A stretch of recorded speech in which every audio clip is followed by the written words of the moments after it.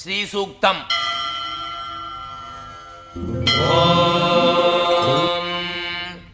हिरण्यवर्णां हरिणीं सुवर्णरजतस्रजां चन्द्रां हिरण्मयीं लक्ष्मीं जातवेदो महावः तां महावः जातवेदो लक्ष्मीमनवगामिनीं यस्यां हिरण्यं विन्देयङ्गामस्वं पुरुषानहम् अश्वपूर्वां प्रथमद्याम् अस्विनाथप्रबोधिनीम् श्रियं देवीमुपक्वये श्रीर्मा देवीर्जुषताम् तां स्वस्मितां हिरण्यप्राकारामार्द्रां ज्वलन्तीं तृप्तां तर्पयन्तीम् पद्मे स्थितां पद्मवर्णां तामिहो भक्वये श्रियम् चन्द्रां प्रभासां यशसा ज्वलन्तीं श्रियं लोके देवजुष्टामुदाराम् तां पद्मिनीमीं शरणमहं प्रपद्ये लक्ष्मीर्मे नश्यतां त्वां वृणे आदित्यवर्णे तपसोऽधिजातो वनस्पतिस्तव वृक्षोऽधबिल्वः तस्य फलानि तपसा नुदन्तु मायान्तरायाश्च बाह्या लक्ष्मीः उभैतुमान् देव सह कीर्तिश्च मनिना सह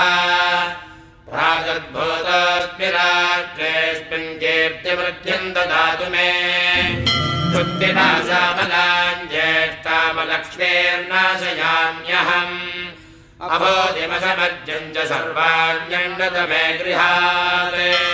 गन्धद्वारान्तरादरिषान् नित्यभट्टाङ्गरीषिणीम्